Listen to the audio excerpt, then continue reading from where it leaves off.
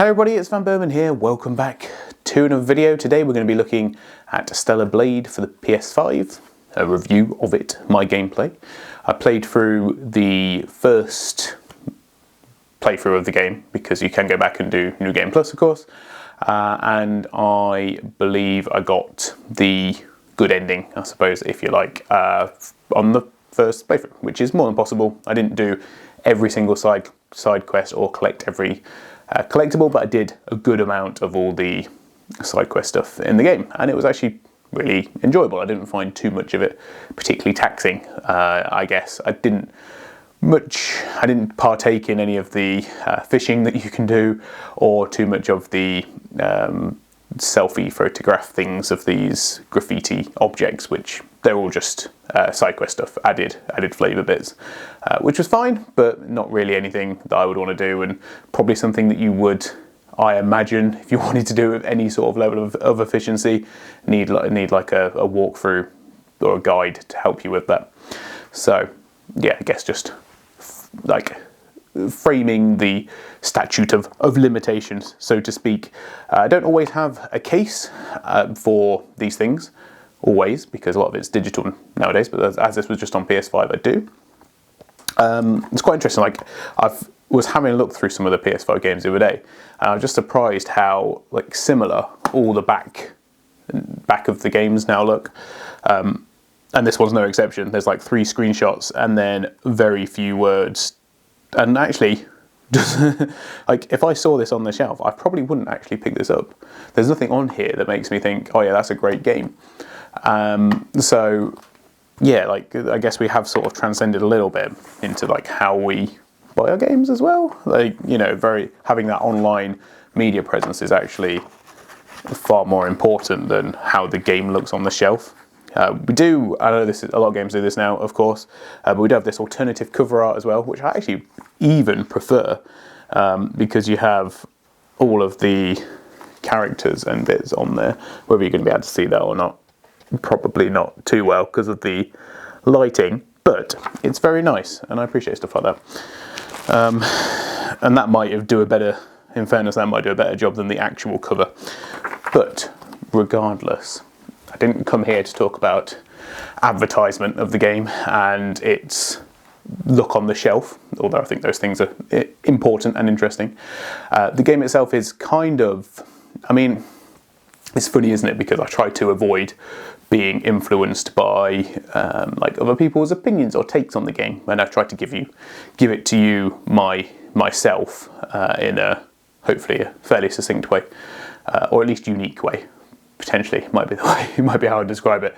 But you know, I hear a lot of stuff online about Stellar Blade being similar to like the Dark Souls games in a sense, and I kind of played it, and for me it was definitely more of a Devil May Cry kind of game, like older Devil May Cry games, I suppose. I'm not mainly because I haven't played any of the newer ones, but that's more the impression that I got if I was to think of what is this similar to. Now I understand the idea of the like Dark Souls trope, I guess, equivalence. You know, you have to block, you have to dodge, you can riposte. The bosses are quite hard, and I guess there is kind of an expectation that you are going to die quite a lot to these bosses, but I don't necessarily think that difficulty should play into whether a game is like a Souls game or not. I mean, I know those games are quintessentially more difficult, let's say, quote unquote, but and obviously do not have difficulty sliders or difficulty options either, so you can't even make the game harder or make the game difficult. You sort of have to do that within the mechanics that are in the game itself, whereas Stellar Blade explicitly does have difficulties. So I think there's one that's called Story, and then Normal, and then you unlock Hard when you complete the game, and unlock New Game Plus as well. So I played the game on the normal difficulty, and for the most part it was kind of like challenging but rewarding, I would suggest. I had a really negative opinion of it on one point in the game, particularly where you get to the what's called the Great Desert.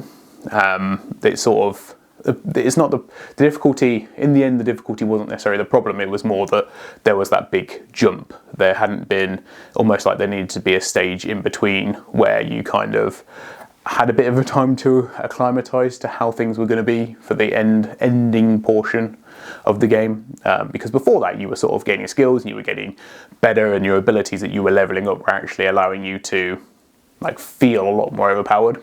And then all of a sudden you have access to like everything, like all the stuff that the game has to offer, with the exception of the stuff that's in New Game Plus. And instead of you feeling like, oh, this keeps me up with the enemies, you then felt as though they had done a jump up and everything became like so much harder from 5 minutes previously. I don't think necessarily, like I say, I don't think that is a problem, but the balance and the new abilities kind of didn't really play so well together. Like I say, there needed to be that intermediary step, I think, between those two. So yeah, it's probably worth noting that you get like quite comfortable with how difficult things are. Things get a bit easier as you get more abilities, and then bang, up to like the hardest bit. And in terms of bosses, like some of them were particularly hard, and there's no surprise, right? As you get closer to the end, much harder. None of them felt unfair. I don't feel as though like when I died to the bosses that I had been in any way cheated, or there was nothing that I couldn't have got out of. So you know when you don't do a perfect block, or you don't do a perfect dodge, whatever the terminology for that is, and you've missed it slightly, and you're like, yeah, okay, fair enough, I deserve to take that damage, and then that led to me taking a chain of damage which killed me, right? That feels a little bit harsh, because it's like one small mistake in this chain, of which I have to do many of them, leads to me dying. But I guess like that is the element that makes it more Souls-like, I suppose. But it's more where there is like an AoE effect thing as well, where yeah, okay, you may have slightly mistimed, but then you get stuck in that loop.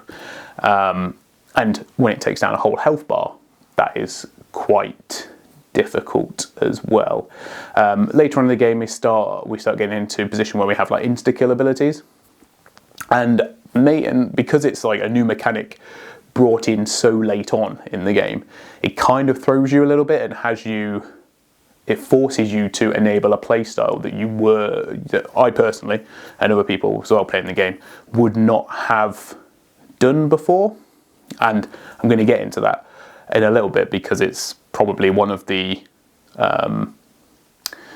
more, I don't say controversial, but bits that I really took an exception to, I suppose. And it's kind of linked to that, my feeling of it being more like a Devil May Cry kind of game rather than a Dark Souls kind of game. But we'll get into that when we get into the gameplay section, and we can show through some of that and what that looks like. But yeah, so hopefully I've not discouraged this or put this game down too much in there. I'm trying to be quite broad, because generally it is a fantastic game, and these are just, I guess, like the little asterisks next to the whole report, so to speak. But I feel like it's a good opportunity at the beginning to set that out, and I realise I haven't like quite hooked you in to being like, oh yeah, this is a great game. You could listen to that first 5 minutes and go, nah, that's not for me actually. But I guess that's part of these types of videos, right? Anyway, let's get into the gameplay. We'll talk through some more stuff. We'll get into it, and yeah, we'll come back for the conclusion. So hopefully I'm able to show you a little bit of how like just gorgeous the game is, I suppose. I noticed when I was going through picking my clips though that there's a lot of brown and orange in the colour palette, and obviously that kind of exists. We're in a post-apocalyptic world and everything's rusty or sandy or yeah, various things. I mean, there is some green, there is some splash of colour here and there, but generally it's a pretty dark, damp world. Very damp actually. There should be some black mold around in many places, I'm sure.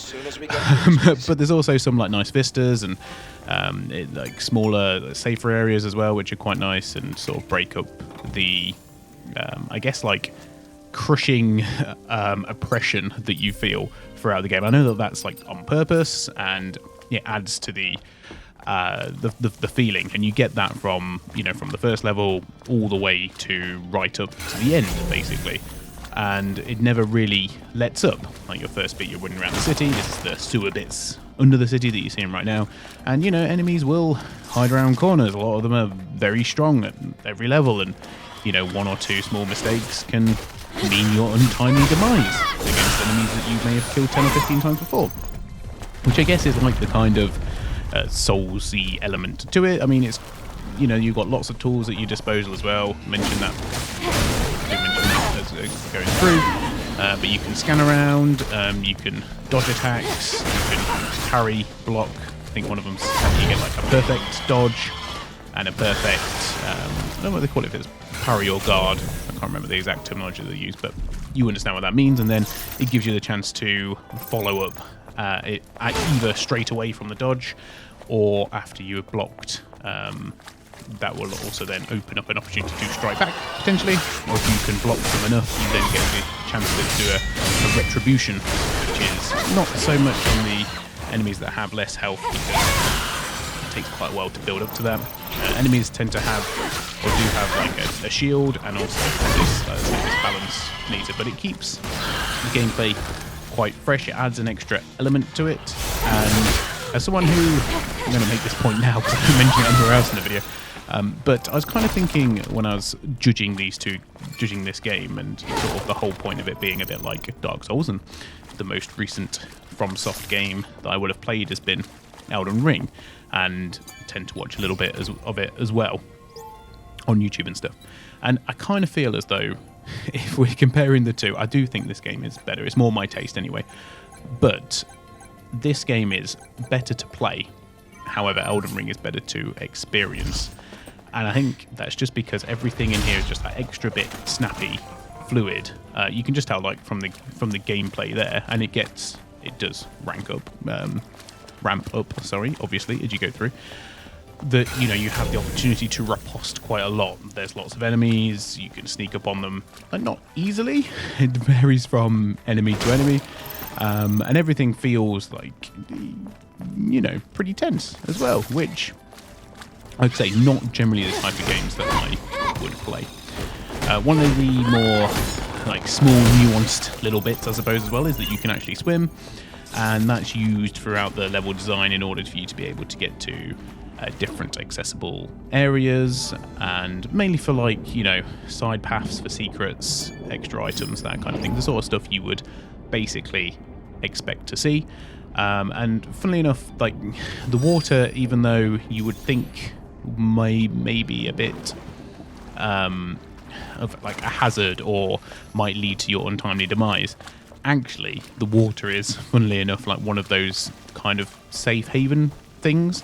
And actually the small vistas within, when you start getting to the more, I hesitate to call them open world sections because they're not quite open world sections, but more open world, there is a staging area. I'm trying to think what it's kind of linked to. It's collapsing. I guess just big open areas, but without it necessarily being an open world, although the open areas are connected via the main hub city, the last remaining city on Earth. I don't know. Oh gosh, I guess that then, now I've mentioned it, that then leads me into talking a little bit about that, I suppose, even though I wasn't going to. So that city is called Zion, and there is also an option from your camps, which are your rest points. They serve as your check marks for when you do die and you need to come back, which happens with infrequent regularity at different points in the game. A lot for me to start off with, and then a lot for me towards the end of it. But in the middle, not so much. More as checkpoints. Gives you the opportunity, depending on what's available at those camps, and you can upgrade, buy items like your consumables. And in some places, you can also do enhancements, so you can enhance your weapon, enhance your slots on your armor as well, so that you gain various advantages, right? Stat boosts and that kind of thing. So in there is also and throughout the world, throughout the open world pieces as well. There are also these telephones which act as fast travel locations. So there's kind of like that Matrixy style to it. The stuff that's been borrowed from there, like the fact that the telephones are fast travel, allow you to connect even like between places on the open world areas as well.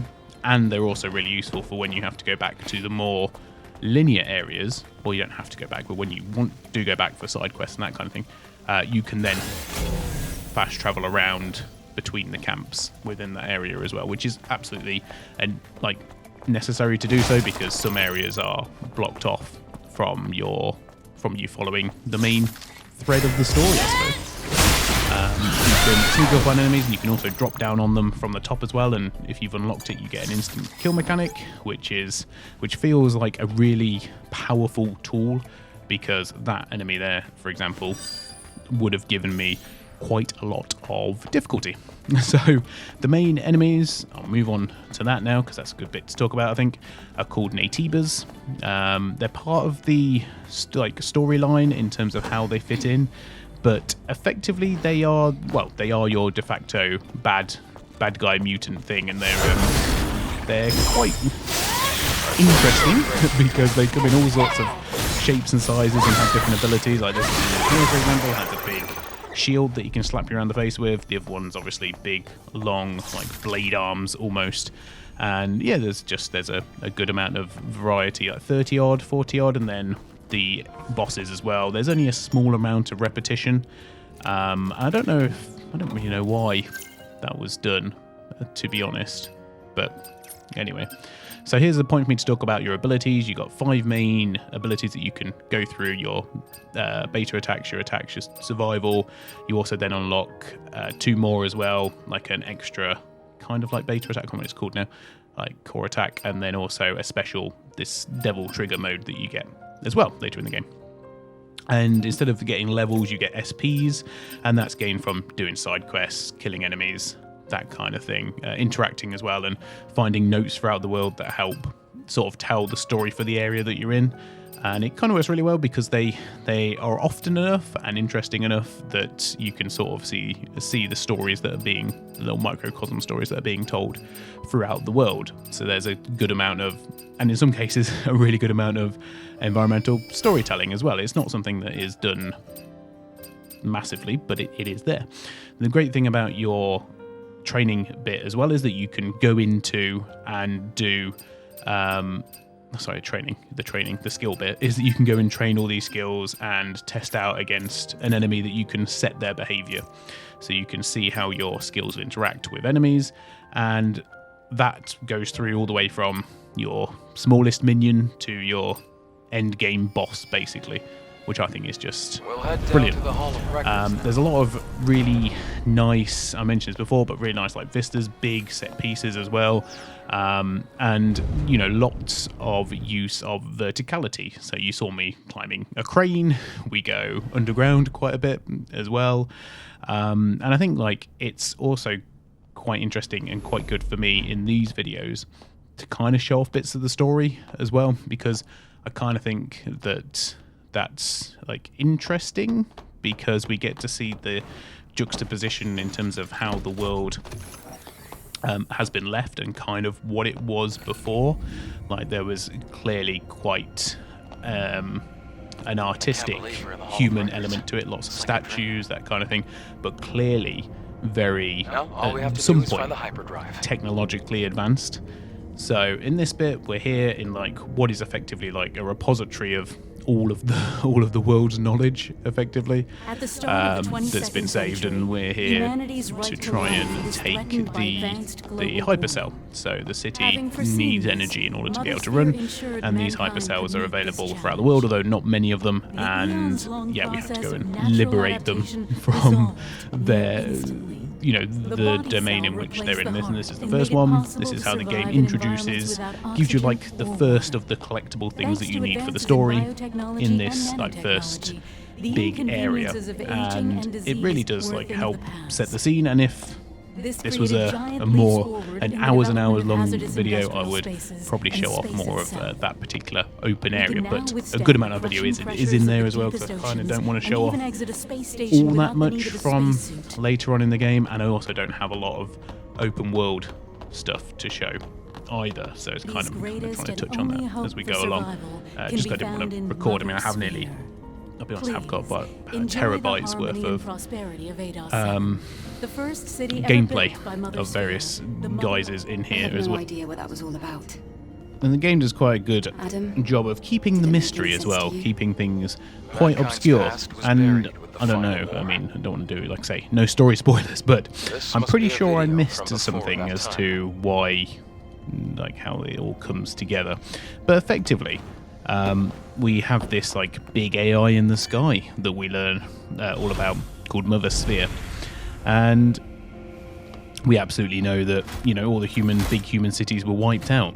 So, and the Natiba, apparently, are to blame. Or are they? Who knows? And you will know if you play the game itself. But yeah, you know, keeps that narrative thread going, and all the sort of little hints and tips around each level as well really help flesh them out. So I figured that I would put in a couple of boss battles, so one from the start of the game, so this one is directly basically after that scene we've just seen, and then one that's much later, so you kind of get an idea of how the game kind of progresses in terms of abilities and skills and that kind of thing, because, you know, the bosses are where you tend to have a lot of where you showcase basically everything that you've learned, the amount of health potions you've got, Estus flasks if you prefer, doesn't really matter. In this game they're called tumblers. So, you know, by the end I think I had about 7 of them, so it's not too bad, although I think you can have even more than that. But, point being, well, can you? I don't know, maybe. Yeah, 7 was quite a lot, to be honest, and you still end up using them all, obviously, no matter what stage you're at. But, yeah, kind of, you know, harsh but fair gameplay. You feel like a really good sense of satisfaction when you learn the skills and the abilities, and you're like, you know, your brain instantly tells your fingers when to hit L1 to do the block at the right time, and you identify some stuff that you need to dodge before the dodge move even comes, and then you just get periods where you just tank everything. Obviously, I mean, that kind of happens, and then you're dead from the next hit that you don't get the block perfectly. So I mentioned obviously about the shields and balance meters that you can see underneath the health bar of this Aegis. So you also have a shield as well, which helps protect you from damage. And even if you block an attack, it doesn't necessarily mean that you are safe from damage. You also need your shield available in order to be able to absorb that as well. So there's different things that augment your shield, give you more of it, allow it to, you know, heal up and that kind of thing. And I guess that sort of brings me on to another aspect as well. You don't have to deplete the bosses to 0 in many aspects, in many of the fights. It's close and it's random, so you never quite know how close you are from beating them. You know, your expectation is always that you have to deplete them fully, but it is sort of helping to add that tension in there, and that happened to me on the final boss, for example. I got really, really close at one point, but I didn't realise till I'd beaten the final boss how close that I was in reality, because they're like multiple stages, that kind of thing, basically. And yeah, it can be quite frustrating, I guess, at times. As we get through later in the game, you do also get a revive that you can use by way of a kind of like heart defibrillation kit that you can activate instead of dying as well. So you get an extra try with a lot of the bosses further on, and yeah, that definitely helps quite a lot. We've got these collectible cans as well during the game. I know, boss battle to collectible cans. They're really cool. A lot of them look really good. They have like a description of what they were. They were from the, you know, civilization beforehand. You get to keep them in a special little container at your home base as well, which is really nice. And then we have the jobs board. So these are for the like side quests that don't have a character behind them necessarily.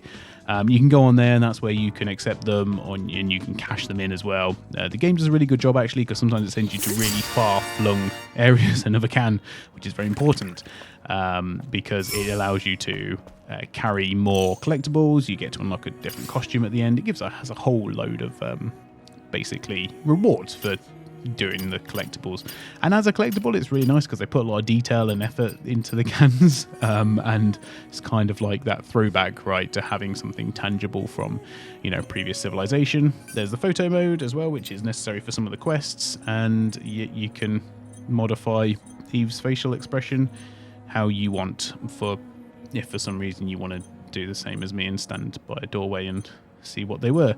Don't think I activated the phone. Sorry, the camera phone. Is it a camera phone? Don't know. You activated the camera after this, apart from to do one of the side quests where you have to find cats that are graffitied around. And I missed out on an aspect I was going to talk about there, but it obviously doesn't matter that much. So we have the drone that allows you to do the scanning and all that kind of stuff, which is like great. It helps you not to miss things, which I'm always a big fan of because I don't like missing things. It doesn't actually detect cans unless you do the final upgrade for it. Anyway, point in the game when you get to the main hub city, you then get the ability to be able to use this as a gun. Which, despite my, I guess, thoughts that this was going to be a bit more Devil May Cry, and because of how fast and fluid it is, the shooting, in contrast, is quite slow in a way, because you don't move fast while you're doing it. You're mainly spending your time aiming. You can't move much at all, a few steps here or there. The controls as well, the PS5 controls, I know it's not the same aiming a gun on the controller that it is with a mouse. I understand, you know, I get that more than anyone, because I'm really bad at it and missing the target here, quite frankly. But it has like this kind of weird soft lock, and then as soon as you go away from it, it gives it like the sensitivity really ramps up, and it gets quite frustrating later on in the game. Or much later on in the game, when you have bosses with instant kill attacks that you have to use the gun in the middle of the boss fight to disable. And as someone that doesn't really use the gun throughout, I didn't use the gun much at all. It's not something that I'm really that interested in, because of sort of how much it limits you. It's at direct odds with all the gameplay you've got to at that point of being fast and fluid, and last minute dodges and that kind of thing. Whereas even just this 2 seconds it takes to bring the gun out, and hopefully different types of ammo that you have. I mean, it's quite extensive. Clearly put a lot of thought into the gun design and allowing you to use it for little side quests and that kind of thing. And unfortunately, they committed, in my opinion anyway, the cardinal sin, and this is the first one of 2 areas in which you have a gun-only section. So not a gun-only section with enemies, puzzles, a boss as well that is repeated twice, and while you're only allowed to use the gun, because as we'll see here, there's a weird electromagnetic field that stops you from using your sword, but does apparently still allow you to use your drone as a gun. It highlights how powerful I think the gun is, which is great, and it gives you constant ammo and that kind of thing, and it really does add to the tension of these areas and makes them feel really ominous. I did not enjoy playing through either of these sections. Because you lose that fluidity in these areas. You lose that sort of safety of being you're able to sneak up on enemies previously with your sword, and now they're the ones doing the sneaking, they're dropping in at you, and I just didn't like it. I thought it was one of the weakest points. Like I said, I thought it was going to be more of a Devil May Cry, it augments the way you fight by also having a gun, and then maybe they could have done like a smaller thing for puzzles or whatever, to shoot down crates and all that, but it's not really used enough, I don't think. So here we have towards the end game boss. As you may tell, things have changed quite substantially at this point compared to the first one. So we have obviously a more gruesome looking boss, and basically I'm trying to think of the best way I can describe this. I don't know what's written in the encyclopedia for it, but there is encyclopedia entries for every Natiba and every sort of main character as well, which sort of gives you the latest. This is kind of like the accumulation of all of like humanity's deepest fears and regrets that you're fighting, or at least a part of it. Now, I believe for that bit I was meant to jump, but I don't think I realised that until an enemy later on does a similar sort of thing. But like, I think that's the thing that's maybe you get frustrated about watching it back. Like, oh yeah, I mistimed this, or I mistimed that, or I should have dodged there. Like, how did I miss that blue blink when you're meant to blink through? It's, yeah, even on a run where you quote-unquote win, there's always like small mistakes that you make. And I think that's great, and of course that adds into, if you're that kind of person that wants to do it, you can go through and play the boss challenges, which I mentioned before. Not something that I had previously done. But yeah, the bosses are all really interesting, really unique. The Natibas don't necessarily really follow a set formula. You know, they've clearly come about through various means. Once again, trying to avoid spoilers and that. But you get like the feeling that, you know, a lot of them may be created a little bit out of necessity for their environment. And that's really good to see. You know, lots of different attacks, lots of things that can take you down pretty easily. We'll hopefully get to see some of the more advanced moves as well in this fight. I'm hoping it's going to pop up any second so I can talk about it. So you have like the two, there's like many bars as well, so you kind of think there's a lot going on and there's not as much as you think. You can also use your consumables, which once again I didn't really use up until probably like one of the more final bosses. So you can either have a grenade that stuns, or you can have another. You can put mines down. Mines are actually really useful, particularly for those gun sections, because you can put mines behind or at doorways, so that inevitably when you can spot that an enemy's going to jump down from the ceiling, they'll hit the mine first. So that's actually one of the extra beta abilities that you unlock later, which I used at definitely the wrong point because it didn't do anything, because this, I don't know what it is, mutated head monster decided to teleport. And yeah, like you feel like you're in a big battle. I mean, this one took me maybe 5 or 6 goes in order to take down, but I didn't change my fighting style or anything like that. There's no use of the gun, as you can probably tell so far. Here I meant to hit them with like a punishment and didn't, because for some reason I was too far away. But there you go, you know, you learn these things as you go through. And it's part of, actually, the enjoyment. I don't know if I went and fought it again right now, if I would have such a good time. But yeah, how you get to a game where you sort of, you can't wait to play it, but you're also dreading to play it, because you're like, what's this game going to throw at me now? And I guess that is kind of like the Souls bit, I guess. I never felt that way with Devil May Cry, and I realised I've beaten that point to death in this video. But that's kind of, you know, how it feels. It's very fun. It takes itself seriously and not seriously as well at times. And here we are entering what you would class as the final stage of the battle. And I've used all my tumblers, so I'm now using my secondary, well into my secondary level of healing stuff. But there is a trick up our sleeves. I mentioned it a couple of times, I'll mention it again, but this is the time where you're going to get to see the Devil Trigger ability. And once again, there is like big story reasons for why it's important. Some of you who have seen any of the early game stuff may be able to draw the two conclusions together. But yes, this is it. You don't take... Luckily, you don't take any damage, because I'd have died there. You can still dodge, you can still get hit, but instead of it taking away your life, it takes away your time when you're in the mode. And basically, it allows you to really, if you can get a chain off, really punish, you know, bosses and that kind of thing. It feels almost like a waste to use in the world map. And that's because, generally, the enemies, slightly bigger enemies in the world map, don't get taken down by the abilities you can use in that mode. It's not really powerful enough. And then we get these really great sections, so sometimes it will be like literally here, cutting off the abomination's leg. It does have a name, I don't know what it is though. Oh, I can't remember, actually, I can't remember what it was on the last bit. And then sticking it right in the middle, which is great. And yeah, I'm going to leave you with that. On the final bosses in the game. Before we get to the conclusion. No call. Behind you!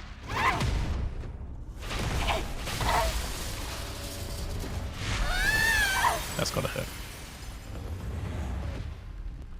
Well, that is the summary of Stellar Blade for the PS5. I personally thoroughly enjoyed the game, notwithstanding some of the nuance and the mechanics that maybe I personally wouldn't have put in, but I understand that lots of people in game design like to put in, you know, particular sections that force you to play a certain way and that kind of thing. And a lot of the, I would guess I would call them Eastern developed games, tend to always have a bit of a wacky story and subplot and that kind of thing. The game also got me thinking back to like when I used to play games like Drakengard and that kind of thing. Like brilliant, but mad at the same time as well. It's not something I would devalue something for. I just think it's a totally different way of broaching, writing a story and what that subcontext looks like. I mean, clearly there's a lot of links to Nier and Nier Automata, not the first Nier game, which is its own confusion by itself, but just by the fact as well that you can download the costume for the main character, who actually, it eludes me. And I wonder if that, I don't know if I've read it or seen it anywhere, if like they're part of the same expanded universe, because I know that there are like similar worlds, like there's some stuff that sort of links up, and I think, oh, there's kind of some similarities there between the two stories, from what I know anyway, of Nier and their games. But then they're developed by different people, aren't they? So it's kind of strange. But regardless, yeah, it's very much that kind of vibe. So if anything, it's more like a Nier game rather than it is a Devil May Cry or Dark Souls game. But it's probably this type of game that I've enjoyed the most since playing like Devil May Cry, was it 4 and 3 basically. And for that, like, I have no issue with it at all. It's quite nice to get like I mentioned before, but it's quite nice to get like a faux devil trigger kind of ability, and nice to have like extra abilities that don't feel like they get watered down throughout the game, and quite a fast, fluid gameplay as well.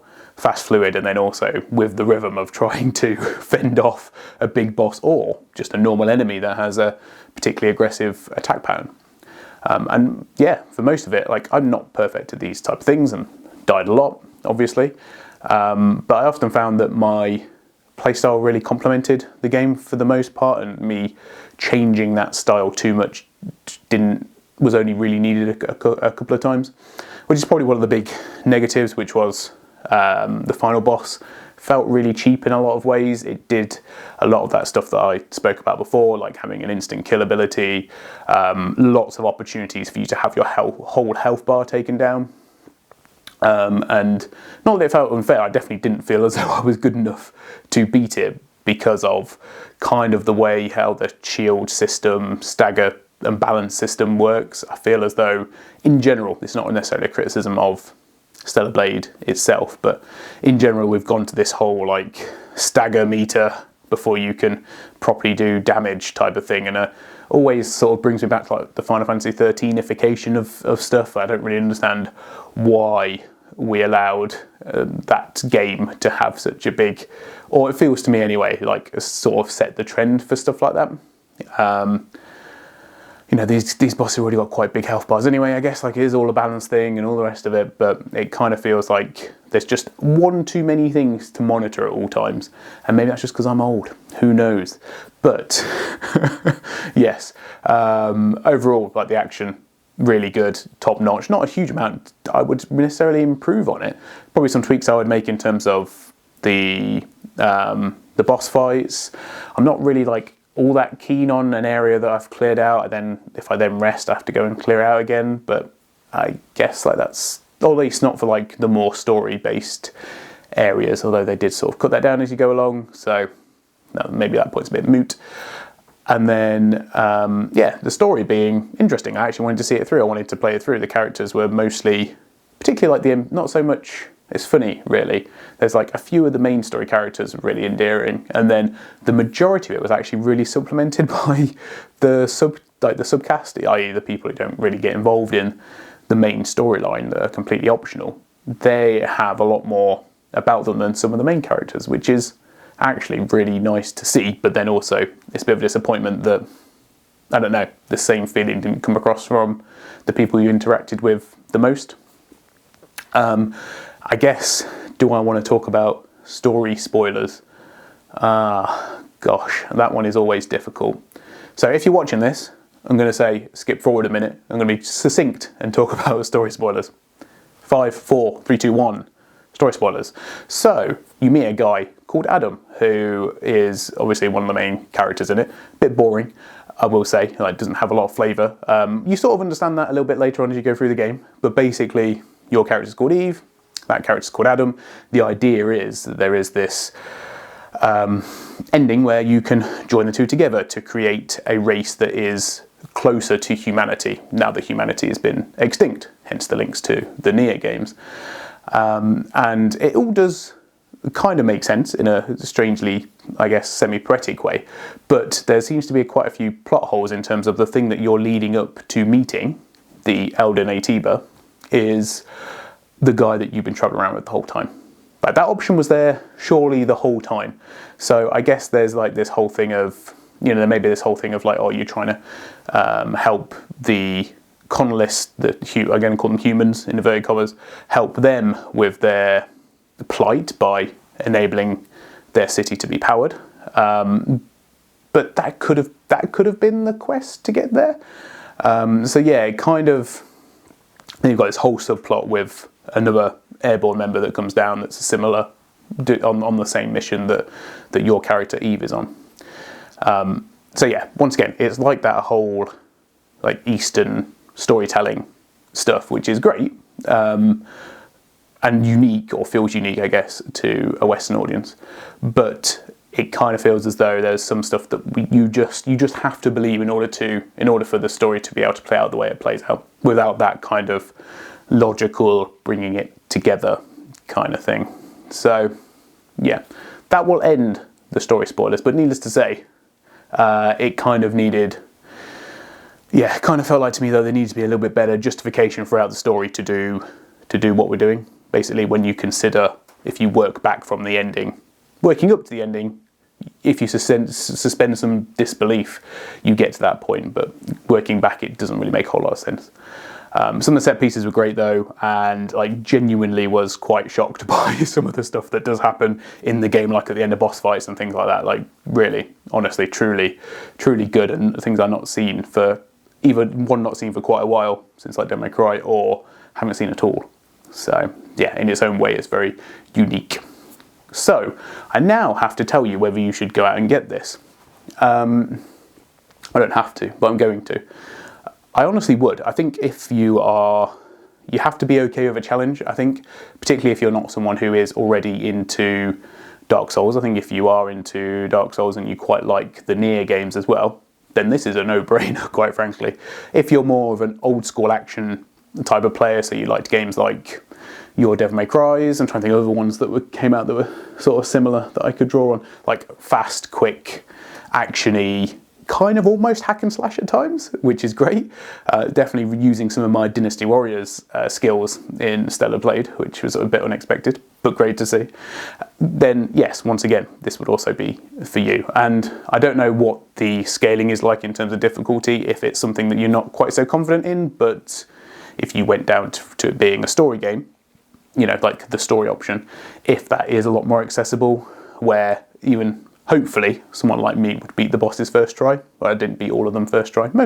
I'd say like over half first try, which isn't too bad, to be honest, for me especially. Yeah, and I had a great time. I didn't feel as though any of it was wasted, even going through and doing the side quests, which is not a given nowadays. Like pick and choose the ones you're interested in. Of course, I would recommend that any of the rest of the time. and then working towards your upgrades. Your upgrades, particularly, they probably don't feel so great early on, but once you start hitting the end of your upgrade tree, admittedly, then just before you get this difficulty spike, feels really rewarding. And the abilities and skills are really quite powerful as well. You don't feel as though they're just like small buffs, like around the edges. They do make a tangible difference in general play, in boss battles. Like they don't. I guess that's one of the key plus points I have to give to the developers is just because there's a boss battle doesn't mean your abilities get nerfed. They're still really powerful. Just the boss is a lot more powerful as well. But like if the ability knocks down an enemy, it knocks down the boss. You know, it's not like, oh yeah, no, this works but only against minions. No, it works against everyone. Assuming that they can fall over. Some of them are fixed and that kind of thing. But you get the point. It's really good. The abilities feel very powerful, very pungent. Apart from this, I'm going to call it Devil Trigger. Ability that you unlock later because it comes just before that big increase in difficulty, that doesn't feel anywhere near as powerful. It only becomes more useful as you adapt to the new difficulty. And then it's invaluable basically, particularly in boss fights. It can really get you out of a tricky spell, which is what it's there for. And I think that I don't know if the developers have said, but definitely some strong inspiration from Devil May Cry, apart from when it comes to the gun mechanics, which I spoke about before. But yeah, that was it could have gone that one step further, I think. And yeah, basically just remade Devil May Cry. Miss Devil May Cry, really good. Scores are important, particularly as you may not know my big list of mini games with scores from across the decades. So it literally is decades. I think the first one's in 1987. The first game of 2025 is going to be Dynasty Warriors Origins in 2025. So don't even know what that is. That's nearly 40 years, but some years are better represented than others. So this one's for 2024. Interestingly, for this game, I feel as I have to be even more careful when I give games scores now because 1 point makes such a huge difference on the chart, as you can probably imagine.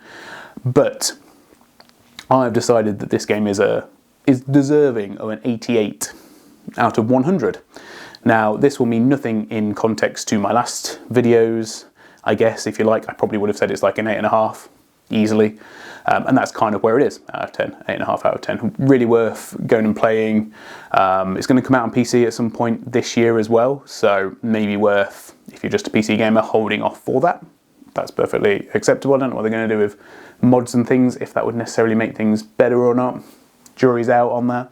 But yeah, if it's something that you've looked at and you deem to have any kind of interest in, I would absolutely feel like, yeah, go and pick it up, basically. And you'll have a great time. Just got to stick with it for a few sections, and sort of, if you go in a bit more pre-prepared, understanding some of the more frustrating elements of it, or yeah, maybe it's frustrating, disappointing, something like that. The stuff that stops it from being like that 9 out of 10 or that like 91, 92, because that's kind of where you enter like the absolute top shelf of video games on my list anyway. And yeah, I think that's it. Hope you've enjoyed this video. I've rambled as always, but that's what these reviews are, me rambling. I guess the only other thing I want to make, and I record this before I do the gameplay footage, interestingly, one of the aspects that's interesting, or I find a bit weird, and maybe that's it, in Stellar Blade, is this whole like costume swapping thing.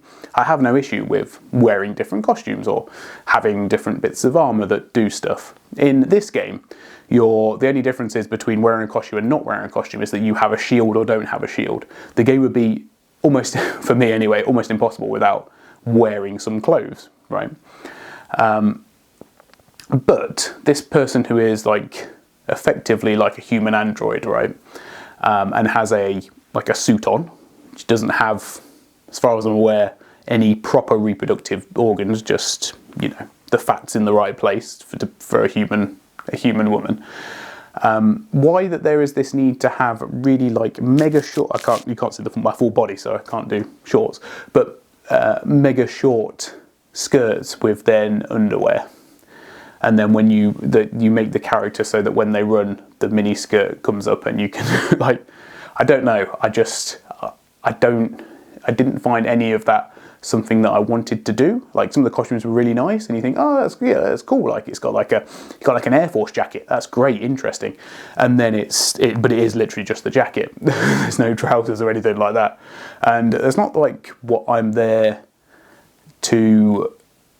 That's not why I'm there to play it. Like, the aesthetics, yes, absolutely. I like a good costume. I like a good, suit with shiny bits on and that kind of stuff. Great. Be as like creative as possible. But why have the need for it almost to be the only controversial bit of this entire video, kind of bit like upskirting on a character that is just for some reason wearing underwear, right? Probably wouldn't have underwear. I don't know. Yeah, it's a bit strange, and unfortunately, like 70% of the costumes are like that. So even the ones that you look at and you think, oh, that's pretty cool, you then have to realise that, yeah, when she's running forward like this, yeah, so that bit was a bit strange to me. And then some of them had tails as well, like looked really cool. You put them on and you go, oh yeah, it's like an adaptation of the original costume that's on the front of and all the game media stuff. And you think, oh yeah, that's cool, it's like an upgraded suit, nice. And then it has a tail for some reason. Like, okay. I don't know. Each to their own, I suppose, but it's just like the prevalence of it felt a bit much. Like, maybe if you want to give that to people, have them really work for it, so it's like one of the most difficult costumes to unlock or something. I don't know. Maybe just, I'm old, aren't I? That's it. But outside of that, because it's completely optional, I still fully enjoyed it. And will I play New Game Plus? Probably not, because I have a lot to play, I suppose, at the moment, which is not necessarily not a bad thing at all. But I probably could see myself returning to play it at some point and do the New Game Plus and see what the new abilities and things are. But yeah, I'd have to have nothing new to play, and there's older stuff that I really am quite keen on playing as well. So yes, I'll leave it there. I just wanted to get that last bit in. I thought I would do that right at the start of the video, but it kind of seems a bit too negative to have there, and maybe should be at the end before I say goodbye. Anyway, thanks for watching. See you all next time. Bye for now.